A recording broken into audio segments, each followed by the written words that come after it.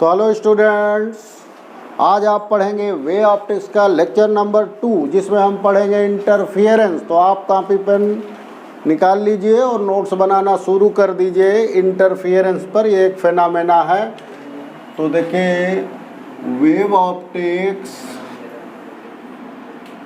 का lecture number 2, जिसमें interference of light wave पढ़ेंगे आप। इंटरफियरेंस ऑफ लाइट वेव पढ़ेंगे। लाइट वेव, ये आज आप पढ़ेंगे, इंटरफियरेंस ऑफ लाइट वेव। तो देखिए, सबसे पहले आप थोड़ा सा वेव का परिचय कर लीजिए। वेव आपका पढ़ा हुआ है। वेव जो है क्या होती है, ये डिस्टरबेंस ऑफ मीडियम है। डिस्टरबेंस ऑफ मीडियम, ये आपको 11th क्लास में पढ़ाया जा चुका है। डिस्टरबेंस ऑफ मीडियम है। और ये कैरी क्या कर साथ में लेके क्या चलती है, कैरी क्या करती है, ये एनर्जी कैरी करती है। मतलब वेव जो एक जगह से दूसरी जगह जाती है तो वो क्या लेके जाती, क्या ट्रांसफ़र करती है, एनर्जी ट्रांसफ़र करती है। ओके, तो जब क्या होता है, एक होता है superposition, superposition of the wave. ये भी आप पढ़ चुके हैं, फिर भी थोड़ा सा इसको समझ लिया जाए। सुपरपोजिशन ऑफ द वेव क्या है? देखिए, दो तरीके का सुपरपोजिशन है, तीन तरह का है। एक होता है इंटरफियरेंस, इंटरफियरेंस। एक होता बीट्स, और एक होता है stationery waves. Stationery waves, stationary wave. तो देखिए, सुपरपोजिशन ऑफ द वेव में क्या होता है कि टू वेव मीट करती हैं। Meeting of waves. तो यहाँ पर दो वेव मीट करेंगी। इंटरफियरेंस दोनों केस में होता है, साउंड वेव में भी होता है और लाइट वेव में भी होता है। हो सकता है आपको इंटरफेरेंस ऑफ साउंड वेव न पढ़ाया गया हो। साउंड वेव में इसका डिमॉन्स्ट्रेशन किया है क्विंके साइंटिस्ट ने। क्विंके ट्यूब में से इसको डिमॉन्स्ट्रेट किया गया है। और ये जो है, जो लाइट में है, इसका लाइट वेव्स में डिमॉन्स्ट्रेशन किससे हुआ है? ये हुआ है Young's experiments. Young's double slit experiment.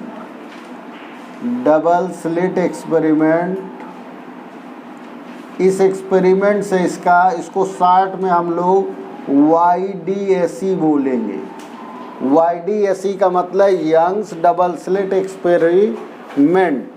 इसके द्वारा इसका डिमॉन्स्ट्रेशन हुआ है लाइट वेव में जो इंटरफेरेंस होता है। साउंड वेव में जो होता है वो क्विंके ट्यूब द्वारा होता है। बीट्स में आप लोग जानते हैं ये किस में होता है, साउंड वेव में होता है, ये लाइट वेव में होता ही नहीं है। साउंड वेव में जिसने आपने पढ़ा होगा X = N1 डिफरेंस N2। जब दो सोर्स होते हैं साउंड के, तो उनके बीच में जो डिफरेंस होती है फ्रीक्वेंसी की, वो X होती है। X = N1 - N2। ये 11th क्लास में आप पढ़ चुके हैं। स्टेशनरी वेव में क्या होता है, एक वेव इस डायरेक्शन में और एक वेव अपोजिट डायरेक्शन में चलती है। तो वो वेव मीडियम में किसी भी डायरेक्शन में बढ़ती हुई नहीं मालूम पड़ती है। इसको हम लोग स्टेशनरी वेव कहते हैं। इसमें बीट्स में क्या है, साउंड वेव दोनों एक डायरेक्शन में चलती हैं। मतलब एक ही जगह जा कर के मिले दोनों वेव, ये दोनों वेव एक ही जगह मिले, बट इसमें आप देख रहे हैं अपोजिट डायरेक्शन में ये चल रही हैं। और इंटरफियरेंस में भी दो वेव क्या होनी चाहिए, वो एक ही डायरेक्शन में, आपको एक ही डायरेक्शन में जब जा कर के मिलेंगी तब ये घटना आपको मिलेगी इंटरफियरेंस। साउंड में भी होता है, लाइट में भी होता है। तो यहाँ पर आप कौन सा पढ़ेंगे, इंटरफियरेंस ऑफ लाइट, जैसा कि हेडिंग पड़ी हुई है आपके सामने। तो इसके पहले हम ये जानना चाहते हैं कि आपने सुपरपोजिशन पढ़ा, meeting of two waves, two wave, three wave, more than two wave, meeting of waves को हम सुपरपोज। तो what is the principle of superposition, ये इम्पॉर्टेंट बात है, प्रिंसिपल ऑफ सुपरपोजिशन। सुपरपोजिशन ये 11th क्लास में भी पढ़ा था, हम आपको फिर से रिवाइज करा रहे हैं कि ये y = y1 + y2 होता है। ये देखिए, अब y1 क्या है, y1 displacement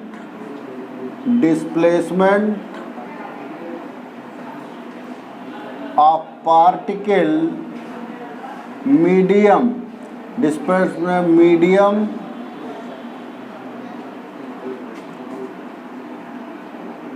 by first wave. इसी तरीके y2 भी आप समझ गए होंगे, ये सेकेंड वेव का जो है। और y क्या है, ये जो रिजल्टेंट वेव बनती है, इससे एक रिजल्टेंट वेव बनती है, ये उसका डिस्प्लेसमेंट है, ये रिजल्टेंट वेव का डिस्प्लेसमेंट है। अगर इसको हम समझना चाहें तो देखिए इस तरीके से समझ लेते हैं। ये देखिए, ये एक वेव है, आप देखिए, ये देखिए, ये एक वेव है, एक दूसरी वेव ये है, ठीक है। तो देखिए दोनों एक ही फेज में है। इसका अगर मान लीजिए कि A है एम्पलीट्यूड और इसका B है एम्पलीट्यूड, तो रिजल्टेंट का क्या हो जाएगा, A + B हो जाएगा, एम्पलीट्यूड हो जाएगा ये, ठीक है। तो इसी तरीके से ये ऐड हो जाएगा, चूँकि एक ही डायरेक्शन में है। और अगर अपोजिट डायरेक्शन में है, जैसे मान लीजिए एक का ये है और दूसरी वेव इस तरीके से चल रही है ये, तो ये हो गया +A अपवर्ड और डाउनवर्ड कितना हो गया -B। तो फिर रिजल्टेंट वेव ये मिलेगी, इसका एम्पलीट्यूड आपको क्या मिलेगा, A - B मिलेगा। यानी कि जो रिजल्टेंट वेव का डिस्प्लेसमेंट मिलेगा वो दोनों वेव के डिस्प्लेसमेंट का वेक्टर सम मिलेगा। क्या मिलेगा, vector sum, vectorial sum of displacements, vectorial sum करना। तो आप देखिए इसमें दोनों एक ही डायरेक्शन में वेव के एम्पलीट्यूड हैं, तो दोनों ऐड हो गए। इसमें क्या है, एक अपवर्ड है और एक डाउनवर्ड है, तो क्या होगा, रिजल्टेंट क्या है, ऊपर वाला बड़ा, तो ऊपर साइड में आपको मिला A - B करके, ठीक है। तो ये आपका जो है principal of superposition of the wave है, जिसको आपको जगह जगह अप्लाई करना है इंटरफेरेंस में।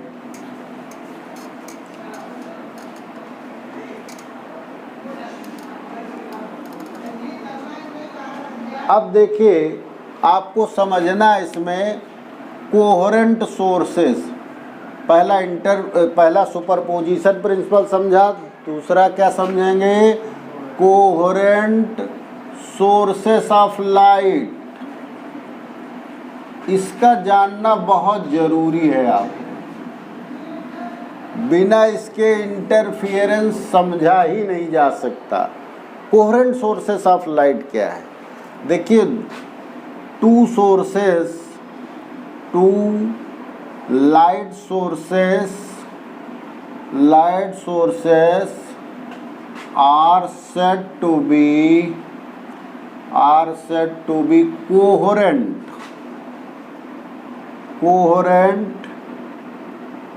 if they have same frequency। एक तो ये दोनों सोर्सेस की जो फ्रीक्वेंसी है वो क्या होनी चाहिए, सेम होनी चाहिए। दूसरी कंडीशन है या तो वो दोनों फेज में हो,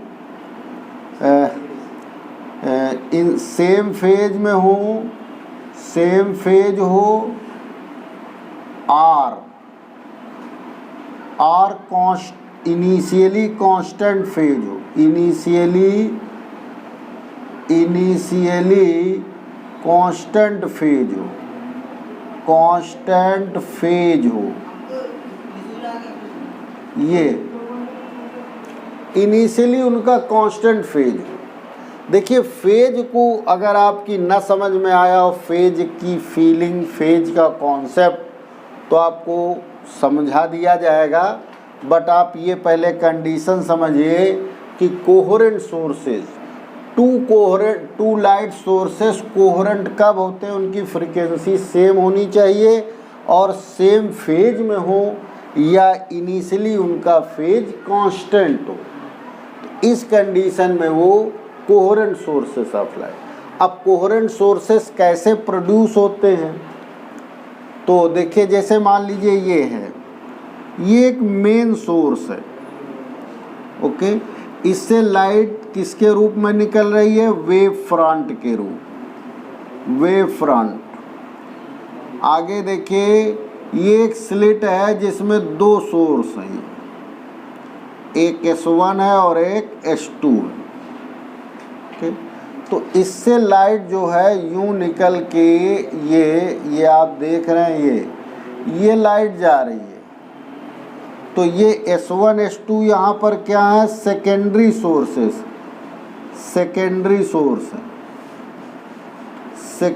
सोर्स है। और यहाँ पर ये देखिए वेव फ्रंट है, वेव फ्रंट जो है वो डिवाइड हो रहा है। हाफ वेव फ्रंट जो है इस सोर्स से पास हो रहा है और हाफ वेव फ्रंट इस सोर्स से पास हो रहा है। तो यहाँ पर वेव फ्रंट का दोनों सेकेंडरी सोर्स से डिवीजन हो रहा है। तो जब भी वेव फ्रंट का डिवीजन होगा तो एक ही सोर्स का, एक मेन सोर्स के वेव फ्रंट का जब डिवीजन होगा तो हमें ये दोनों सोर्सेज जो डिवाइड कर रहे हैं, इसको वेव फ्रंट डिवाइडर है, ये क्या होंगे, कोहेरेंट सोर्सेस हैं। तो यहाँ पर S1 S2 क्या है, ये कोहेरेंट सोर्सेस हैं, कोहेरेंट सोर्सेस। क्योंकि फ्रीक्वेंसी जो है सोर्स की कैरेक्टरिस्टिक है तो फ्रीक्वेंसी चेंज नहीं होगी, फ्रीक्वेंसी इसके लिए भी वही होगी, इसके लिए भी वही होगी, ठीक है ना। तो यहाँ पर वेव फ्रंट हमारा चेंज हो, डिवाइड हो रहा है, वेव फ्रंट दोनों सोर्सेस से डिवाइड हो रहा है। तो ये हो गया है आपका कोहेरेंट सोर्सेस ऑफ लाइट। अब आइए method of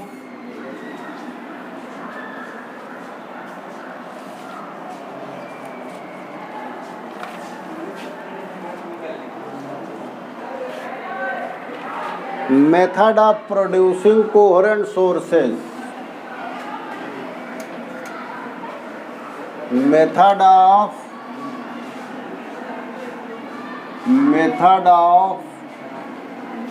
producing coherent sources of light।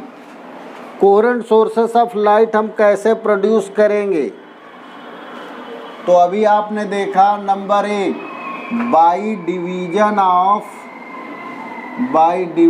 Of wave front. अगर हम वेव फ्रंट को डिवाइड कर लें तो हमें कोहेरेंट सोर्सेस मिल जाएंगे। जो दो सोर्स वेव फ्रंट को डिवाइड कर रहे हैं वही दोनों कोहेरेंट सोर्स होंगे। ओके, जैसा कि अभी आपने देखा था, मैंने बनाया था फिगर, ये जो आप देख रहे थे इसमें यही हो रहा था, ये वेव फ्रंट जो है वो डिवाइड हो रहा था, अभी आपने देखा था, यही चीज़ है। तो ये S1 S2 यहाँ पर क्या वो कर रहे हैं, ये वेव फ्रंट को डिवाइड कर रहे हैं, तो by division of wave front हो गया। इसमें कौन कौन से एक्सपेरिमेंट देखे होते हैं, इसमें एक तो आपका YDSE एक्सपेरिमेंट है, YDSE, एक लिलॉर्ड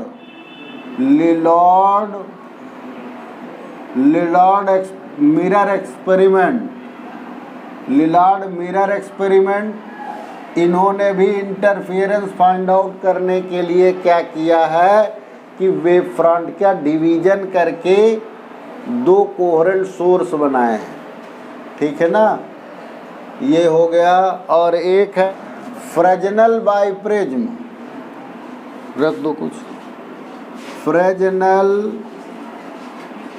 बाइप्रिज्म। तो इन सब में इंटरफेरेंस ऑब्टेन करने के लिए दो कोहेरेंट सोर्सेस प्रोड्यूस किए गए हैं। S1 S2 यहाँ पर क्या है, कोहेरेंट सोर्सेस हैं, कोहेरेंट सोर्सेस, क्योंकि ये वेव फ्रंट को डिवाइड कर रहे हैं। दूसरा मेथड देखिए, by division of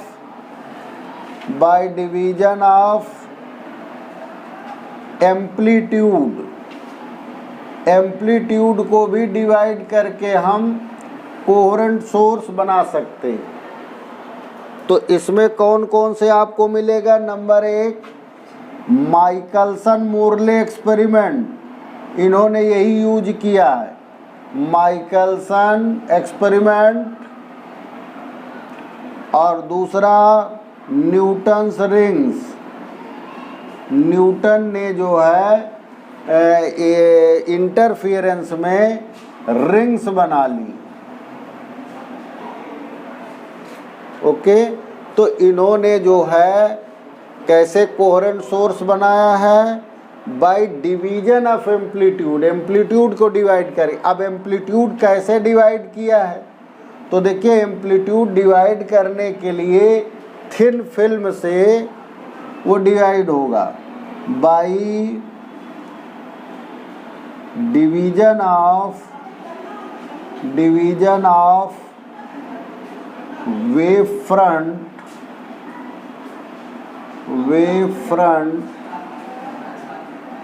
through partial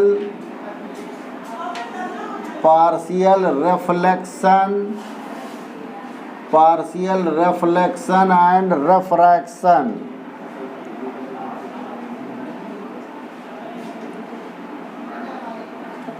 By division of wave front through partial reflection and refraction with thin film,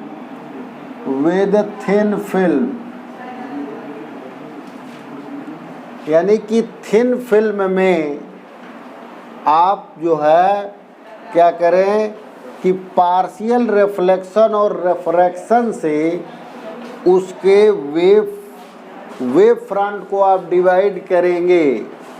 wave front का एम्पलीट्यूड इसका डिवाइड होगा, क्या डिवाइड होगा, एम्पलीट्यूड डिवाइड होगा, तो उससे भी जो है कोहेरेंट सोर्सेस तैयार हो जाए। ओके, तो इस तरीके से कोहेरेंट सोर्सेस जो है पाने के लिए ये दो तरीके, by division of wave front, ये हो गया।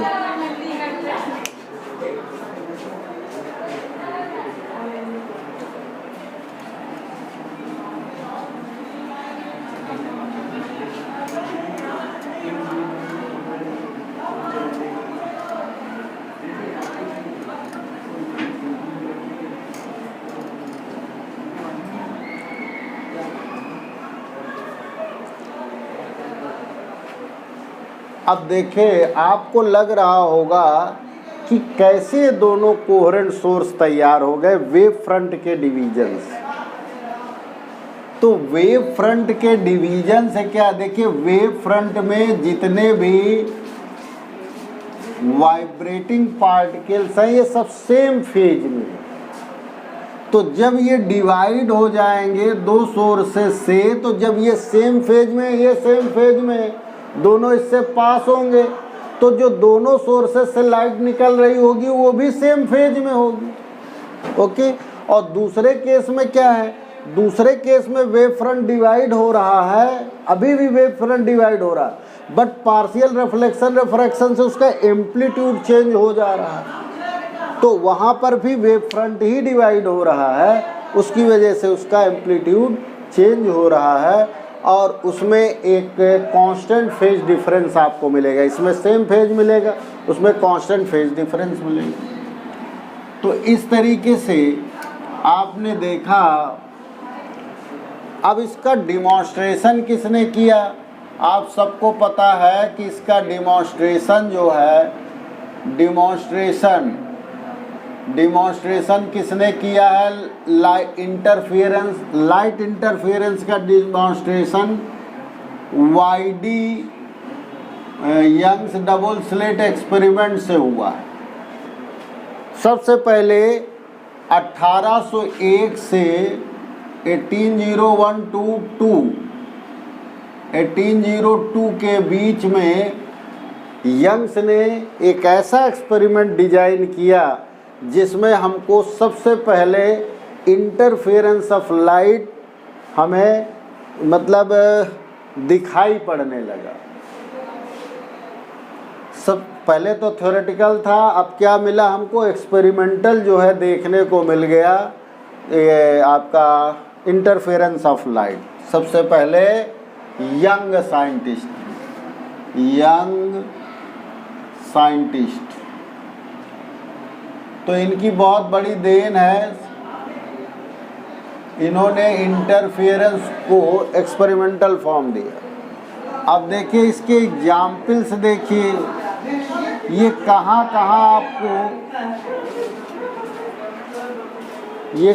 कहाँ आपको देखने को मिलता है। तो सबसे पहले देखिए कहाँ देखने को मिलता है, अगर आप जो है वेट रोड देखेंगे, wet road with oil leaked, यानी कि रोड गीली है और उस पे जो है व्हीकल का आयल गिर गया, तो आपको कैसा दिखेगा, वहाँ पे कलर दूर से दिखेगा, ठीक है ना। तो ये due to interference of light है बाय रिफ्लेक्शन मेथड, ठीक है ना। Wet road with oil leaked shows colored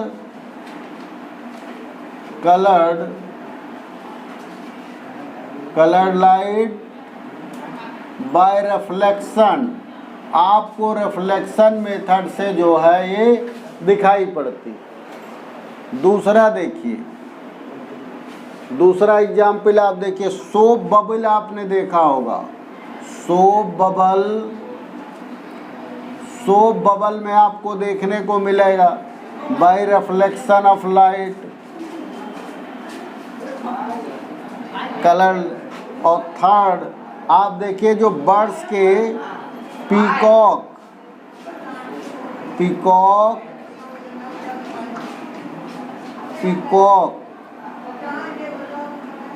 की स्पेलिंग क्या है, पीकॉक एंड अदर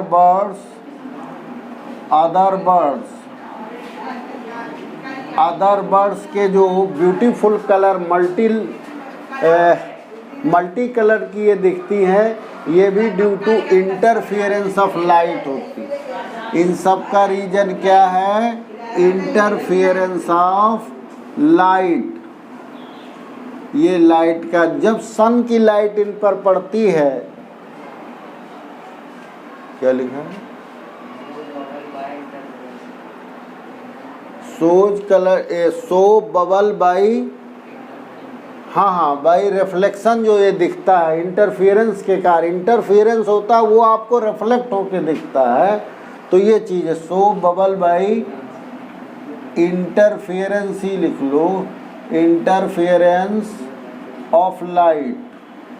ये जो आपको दिखते हैं इधर रीजन में लिख रहा हूँ इंटरफेरेंस ऑफ लाइट, ये आपको कैसे दिखते हैं? सब कलर्ड दिखते हैं। ओके, तो ये आपके जो है एग्जाम्पल्स है इसकी। तो देखिए बहुत पॉपुलर जो है YDSE मोस्ट पॉपुलर है, और जो भी कुछ पूछा जाता है इसी से न्यूमेरिकल भी पूछे जाते हैं, और इसी से आपकी जो है इंटरफेरेंस की थ्योरी एक्सप्लेन होती है। तो आइए देखते हैं इसका सेटअप कैसा है। देखिए इन्होंने क्या किया, ये आपको सेटअप दिखा रहे हैं। एक इस तरीके की एक उन्होंने प्लेन पट्टी लिया और उसमें एक झिरी बना दी है, स्लिट। इस पर ये लाइट पास हो रही है, लेकिन लाइट कैसी होनी चाहिए? मोनोक्रोमैटिक लाइट होना चाहिए, जिसका वेवलेंथ सिंगल वेवलेंथ होता है। ठीक है, इसके आगे इन्होंने क्या किया, एक फिर इसी टाइप की पट्टी लिया, स्लिट, और उसमें ये दो, इसी को डबल स्लिट बोलते हैं। क्या बोलते हैं? Double slit. डबल स्लिट का मतलब दो स्लिट हैं, S1 और S2 दो स्लिट्स हैं। ओके, ये सिंगल स्लिट है, तो इससे लाइट पास हो करके क्या करती है, फिर इनसे पास होती है दोनों। इसके बाद आप देखते हैं इनके बीच की जो स्पेसिंग होती है वो स्मॉल d से नोट करते हैं, स्मॉल d। इसके बाद यहाँ पर एक स्क्रीन होता है, ये स्क्रीन होता है, और इस स्क्रीन में आपको क्या मिलता है? कलर्ड बैंड्स मिलते हैं। कलर्ड बैंड्स इस तरीके के मिलते हैं, ये इस तरीके के कलर्ड बैंड्स। तो ये सेंट्रल बैंड है, सेंट्रल फ्रिंज कहते हैं इसको। ये आपकी जो सेंट्रल फ्रिंज होती है ये ब्राइट होती है, और इसके अगल बगल कैसी मिलेंगी? Dark bright, dark bright. इस तरीके का एक कलर्ड पैटर्न्स मिलेगा, alternately dark bright, but central जो होती है वो ब्राइट होती है। ये देखिए D जो है डबल स्लिट से स्क्रीन डिस्टेंस है। तो इस तरीके का उन्होंने शुरुआत में एक्सपेरिमेंटल सेटअप किया। ओके, आइए इसके आगे इसकी देखते हैं कि हाइगेंस ने इसको कैसे एक्सप्लेन किया। जो ये स्क्रीन पर फ्रिंजेज बन रही हैं, इसका उन्होंने एक्सप्लेनेशन कैसे दी। देखिए इसको ऐसे समझ लीजिए, ये हमारा मेन सोर्स है, ये इसमें लाइट पास हो रही है। कौन सी लाइट है? ये मोनोक्रोमैटिक लाइट है। मोनोक्रोमैटिक लाइट पास हो रही है इस सोर्स से। तो यहाँ पर क्या होगा, ये देखिए यहाँ पर जो है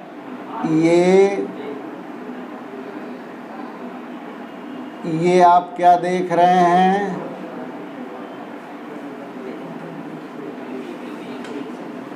ये जो है क्रेस्ट ट्रफ के रूप में लाइट चल रही, वेव के रूप में चल रही है ना। तो कंटिन्यूअस वाली क्या है? क्रेस्ट है, और डॉटेड वाली क्या है? वो ट्रफ है। डॉटेड वाली क्या है? ट्रफ है। इसको हम लिख दें, ये हो गई ट्रफ, और जो कंटिन्यूअस है वो क्रेस्ट है। ओके, तो ये लाइट जो है आगे चल के ये दो सोर्सेस पर पड़ती है, एक सोर्स ये है और एक सोर्स ये S1 हो गया, ये S2 हो गया, ठीक है ना। तो आपको सबको पता है, फिर उसी तरीके से क्या निकलना शुरू हो जाती हैं, बोलो वेवलेट्स, वेवलेट्स निकल रही हैं ये इस तरीके से।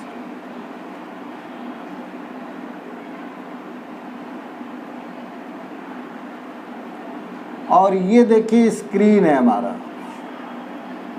तो स्क्रीन में क्या होता है कि ये लाइट जो है ब्राइट मिल जाती है, फिर डार्क, फिर ब्राइट, फिर डार्क, ब्राइट, इस तरीके से dark bright, dark bright.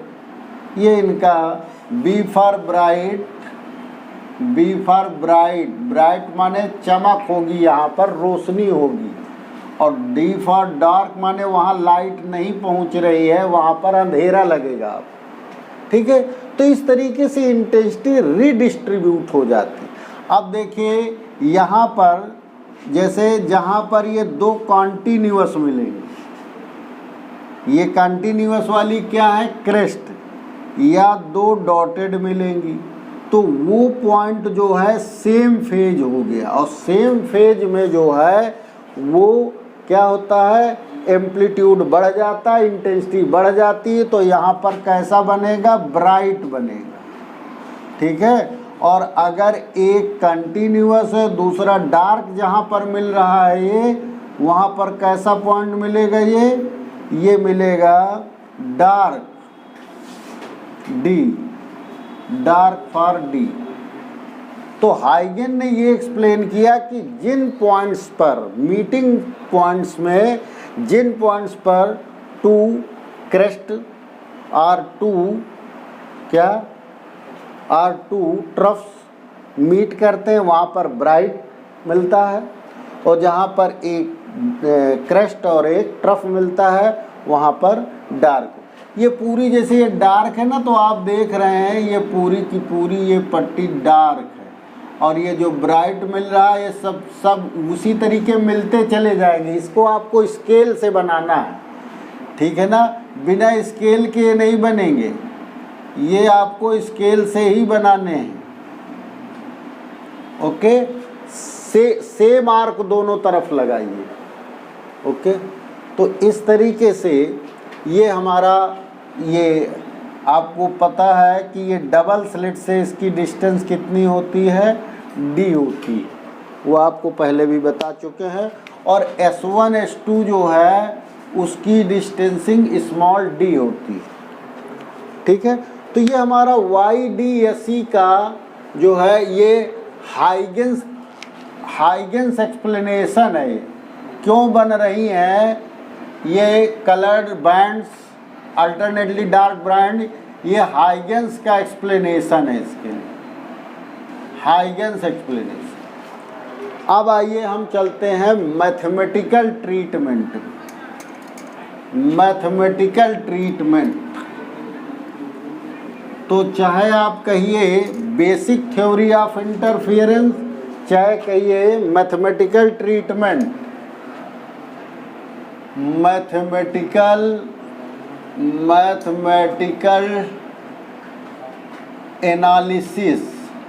Analysis कह लीजिए ऑफ इंटरफेरेंस,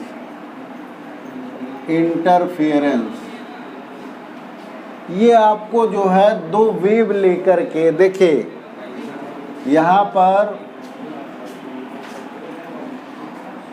ये दो सोर्स हैं, एक S1 और एक S2। इससे ये देखिए दो वेव यहाँ पर एक पॉइंट P पर ये मिल रही, पॉइंट P पर, ओके। ये टू सोर्सेस हैं जिससे कोहेरेंट सोर्स, तो एक की वेव का y=a1 sin ओमेगा t ले लिया जाए, या ए ले लीजिए sin ओमेगा t, ये सिंपल हार्मोनिक मोशन, ये एट पॉइंट P हम लिख रहे हैं। देखिए y2 इज इक्वल टू हो जाएगा b sine omega T plus phi. यहाँ पे समझिए प्लस फाई हमने क्यों लिख दिया। देखिए यहाँ पर दोनों सेम फेज पर हैं, यहाँ पर फेज डिफरेंस नहीं है। अगर मैं यहाँ पर दोनों को लिखूं तो यहाँ पे साइन ओमेगा टी दोनों हैं, साइन ओमेगा टी दोनों, बट यहाँ पर चलते चलते इसका पाथ में इतना डिफरेंस हो गया, पाथ डिफरेंस की वजह से फेज डिफरेंस हो गया। तो यहाँ पर जो है एक साइन ओमेगा टी है और दूसरा sine omega T plus phi है। पाथ चेंज हुआ है, पाथ चेंज होने की वजह से उसमें फेज में चेंज आया। ओके, ये किस पॉइंट पर हम लिख रहे हैं? At point P, at point P initially same phase में। इनिशियली क्या है? ये सेम फेज में है, आप देखिए सेम फेज में है, ये S1 S2 पर सेम फेज में। बट एट पॉइंट P जो है चलते चलते वहाँ पर पहुँचते पहुँचते जो है पाथ डिफरेंस क्रिएट हो गया, उसकी वजह से इसमें इतना फेज डेवलप। बट ये कांस्टेंट फेज, अब ये चेंज नहीं होगा। पॉइंट P पर दोनों मिल गए, अब फेज चेंज नहीं होगा, तो ये फेज कांस्टेंट है। चलिए तो क्या करें, तो ये पहला हमारा स्टेप फर्स्ट है इसका।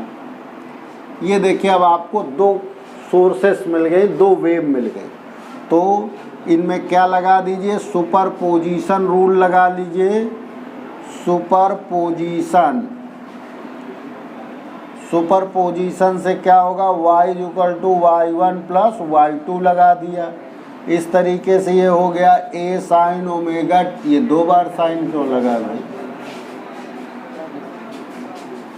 तो ये हो जाएगा a sine omega T plus b sine omega T plus phi. इसको तोड़ लीजिए, तो देखिए इसको जब तोड़ेंगे आप तो ये क्या आ जाएगा? a sine omega T plus b sine omega T cos phi plus cos omega T sine phi. Okay, तो ये क्या हो जाएगा बताइए ज़रा? a plus B cos phi sine omega T plus B sine phi, B sine phi cos omega T. ये देखिए B sine phi cos omega T, और ये वाला किधर चला आया? ये बी कास फाई और ये साइन ओमेगा टी। ओके, तो अगर इसको हम a कॉस थीटा मान लें, a cos theta sine omega T plus b, इसको मान लें a कॉस थीटा माना है इसको मान लीजिए a साइन थीटा। किसको? ये वाला टर्म, ये दोनों टर्म जो हैं, तो ये एक अलग फार्मूला बन गया। देखिए क्या बन गया? a बाहर कर लीजिए, तो sign omega T plus theta, इसका ये देखिए इसका ये निकल आया, ये कंबाइंड आ गया। ये रिजल्टेंट का क्या आ गया? रिजल्टेंट वेव मिल गई हमें, resultant wave, resultant wave, resultant wave हमें मिल गई भाई, जिसका एम्पलीट्यूड क्या है? a, और अब जो है फेज डिफरेंस क्या हो गया? वो थीटा हो गया। तो आइए देखते हैं कि जो आपने यहाँ एजम्पशन किया है, स्टेप थर्ड देखिए, स्टेप थर्ड ये भी वैसे ही है यार, निकाल नहीं रहे हो वहाँ से। सब एक से। स्टेप थर्ड में देखिए, आपने यहाँ पर क्या माना है, a cos theta is equal to a plus B cos phi, a plus B cos phi, और a साइन थीटा मान लिया है b साइन फाई, ये मान लिया। इन दोनों को क्या कर दो, स्क्वायर करके ऐड कर दीजिए। स्क्वायरिंग एंड एडिंग, स्क्वायरिंग भी करो एडिंग भी करो, तो ये हो जाएगा ए स्क्वायर ब्रैकेट में cos square theta plus sine square theta is equal to a plus B cos phi का whole square plus B sine phi का होल स्क्वायर। तो इसको ये आ जाएगा ए स्क्वायर, क्योंकि इसकी वैल्यू इज इक्वल टू क्या होती है, 1, सबको पता है। तो ए स्क्वायर इसको तोड़िए तो ये हो जाएगा a square plus B square bracket में cos square phi plus sine square phi, okay, plus 2ab cos phi. कृपया ध्यान दें, फाई और थीटा में अंतर, थीटा ऐसे हॉरिजॉन्टल कट करता, फाई ऐसे कट करता वर्टिकल।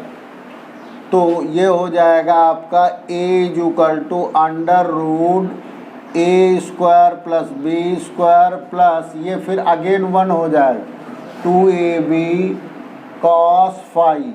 ये आपका रिजल्टेंट एम्पलीट्यूड आ गया। क्या आ गया, रिजल्टेंट एम्पलीट्यूड आ गया, रिजल्टेंट एम्पलीट्यूड, एम्पलीट्यूड मिल गया आपको, रिजल्टेंट एम्पलीट्यूड। ओके, अब आइए स्टेप थर्ड में।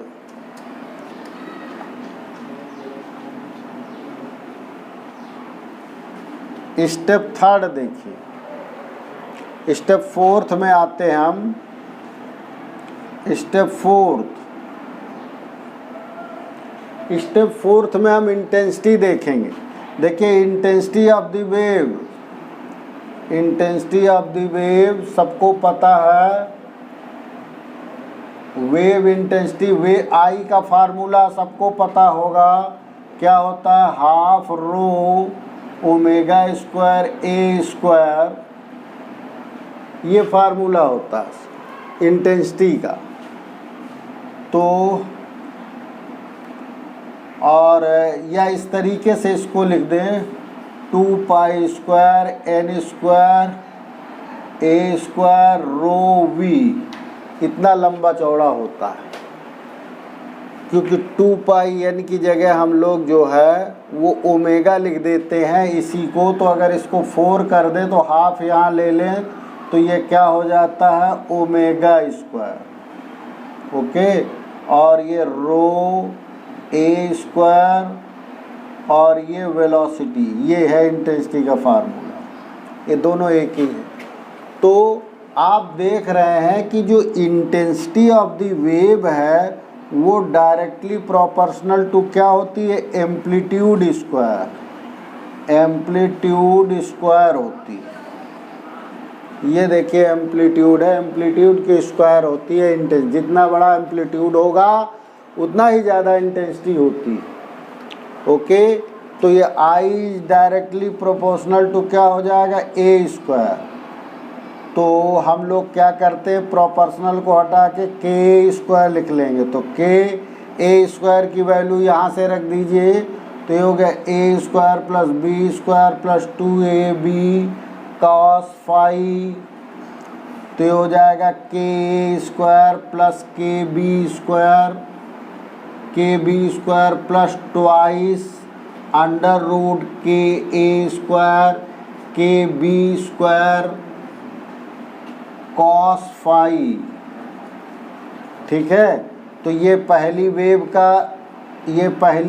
का जो है इंटेंसिटी है, ये दूसरी वेव की इंटेंसिटी है I2, और ये हो गया twice under root I1 I2 cos phi. तो ये आपको जो है रिजल्टेंट इंटेंसिटी मिल गई। देखिए रिजल्टेंट इंटेंसिटी आपकी किस पे डिपेंड कर रही है, फेज डिफरेंस फाई पर, जो कि वेव ने जो है दोनों वेव मिल करके जिस पॉइंट पर मीट कर रही हैं उस पॉइंट पर जाके इतना फेज डिफरेंस डेवलप हो गया। तो हर पॉइंट पर फेज डिफरेंस अलग अलग होगा, तो हर पॉइंट पर जो है इंटेंसिटी भी अलग अलग होगी। तो आइए देखते हैं कि इंटेंसिटी कैसे अलग अलग होगी। तो इसको नोट कर लीजिए आप।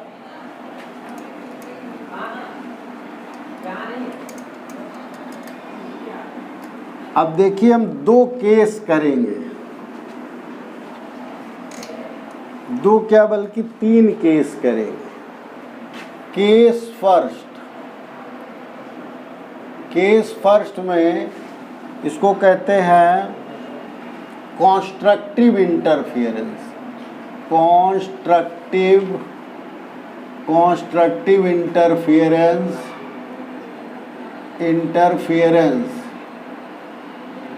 कॉन्स्ट्रक्टिव इंटरफेरेंस कब होगा, मतलब इंटेंसिटी क्या होगी, जब मैक्सिमम होगी तो इसको हम कहते हैं कॉन्स्ट्रक्टिव इंटरफेरेंस।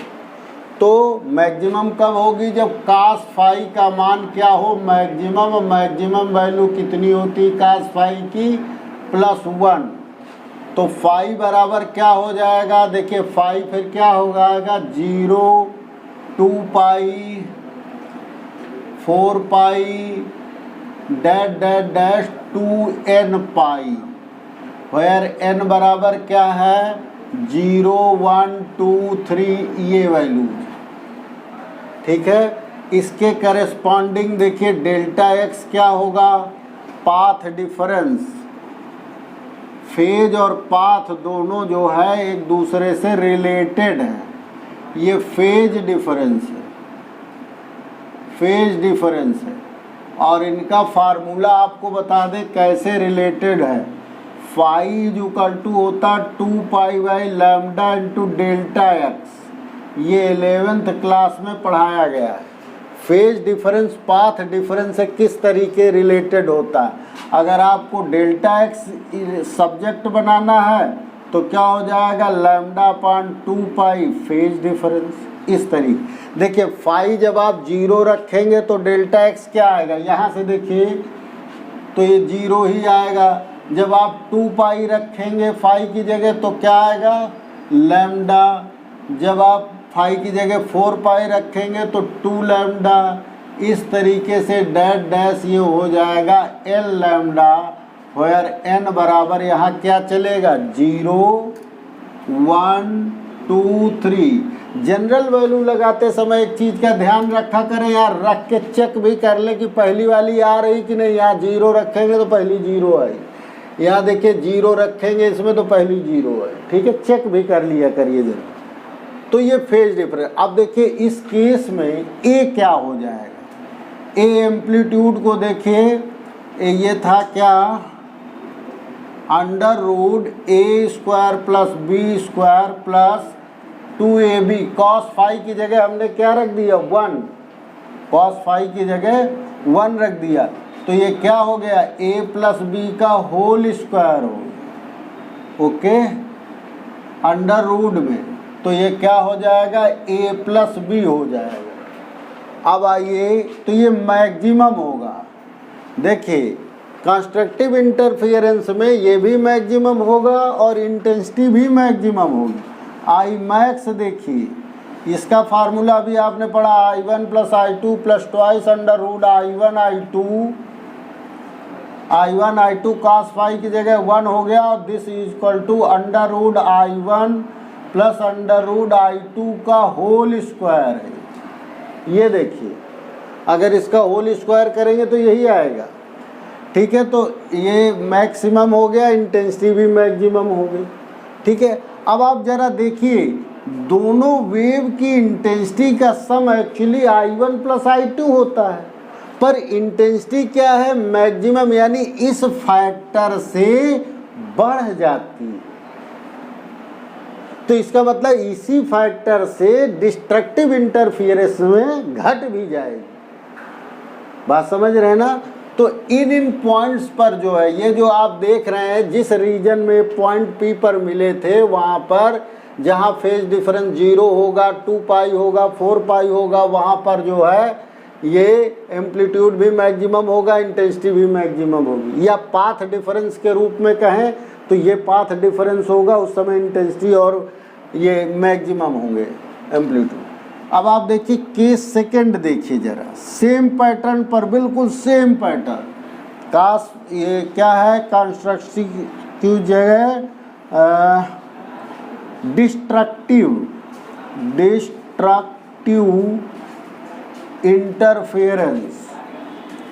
इंटरफेरेंस में मतलब विनाशी व्यतिकरण, विनाश हो गया मतलब इंटेंसिटी घट गई, यानी कि कास फाई यहाँ पर क्या हो जाएगा, आई मिन हो जाएगा, इंटेंसिटी मिनिमम होगा।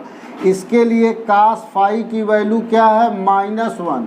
तो देखिए फाई की वैल्यू क्या होगा -1 में, देखिए आप लोग पाई क्या होगा, पहली वैल्यू पाई और 3 पाई, 5 पाई, 7 पाई, इस टाइप से डैश डैश करके।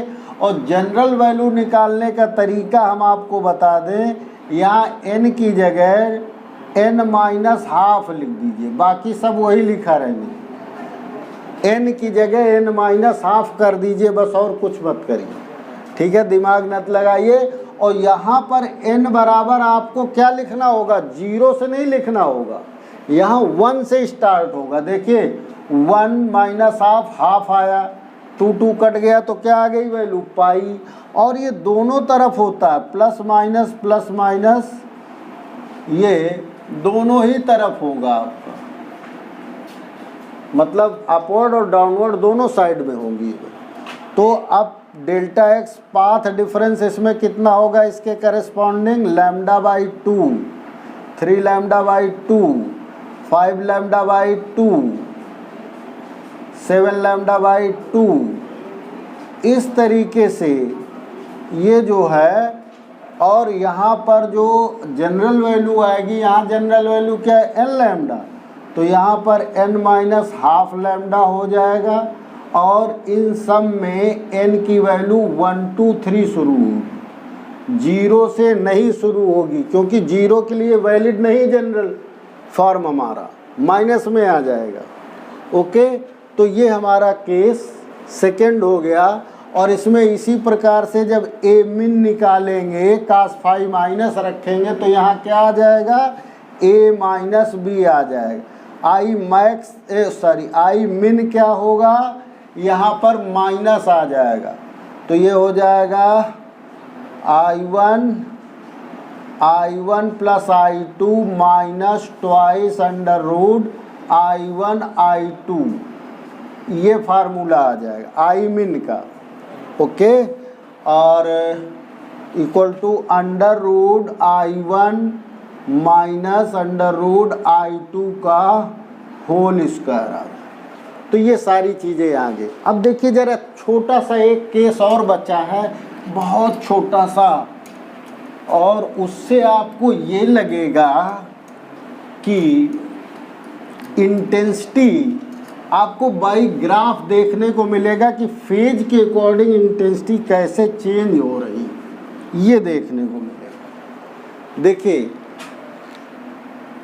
केस, अगर आप क्या करें, I1 I2 को बराबर ले लें और इसको I ले लें, A equal to B equal to क्या ले लें, दोनों को A ले लें, यानी एम्पलीट्यूड सेम हो और इंटेंसिटी सेम हो, तो I मैक्स क्या आ जाएगा, ज़रा देखिए। I मैक्स आ जाएगा, I1 की जगह क्या लिखेंगे, I प्लस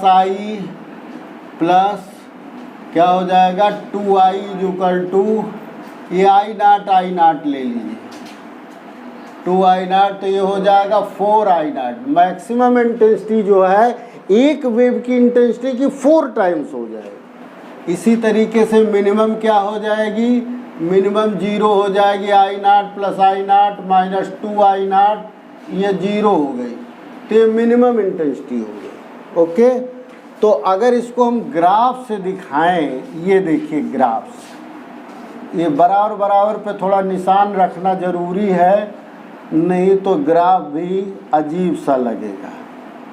ये देखिए, इसको ये सेंटर मान लीजिए, तो कैसे करें, चलिए ऐसे करें, ये देखिए, ओके।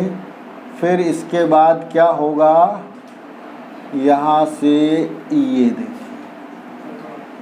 यहाँ से ये, बहुत अच्छा देखिए, नहीं बना पाएंगे, ठीक है ना। तो ये इंटेंसिटी कितनी हो जाएगी, ये इंटेंसिटी आप देख रहे हैं, ये 4I0 हो जाएगी यहाँ पर, 4I0, और इनका जो एवरेज है वो कितना रहेगा, 2I0 रहेगा। यहाँ पर पाथ डिफरेंस कितना, फाई इक्वल टू 0 है, ओके। और यहाँ पे path difference phi equal to 2π है, यहाँ पर कितना है, 3π है, यहाँ पर कितना है, सॉरी 4π है, यहाँ पर 6π है। और जहाँ जहाँ पर ये इंटेंसिटी 0 है, यहाँ कितना है, यहाँ पाई, यहाँ पर 3π, यहाँ पर 5π, और इसी तरीके यहाँ -π, -3π, -5π। और जहाँ पर इंटेंसिटी मैक्सिमम है वो ये 0 था, यहाँ क्या हो जाएगा, माइनस का 2π, माइनस का ये माइनस का 4π। इस तरीके से ये इंटेंसिटी कर्व हो गया। आज का लेक्चर ये यहीं समाप्त होता है। कल आप पढ़ेंगे फ्रिंज विड्थ आप YDAC एक्सपेरिमेंट के through. Okay, thank you for watching.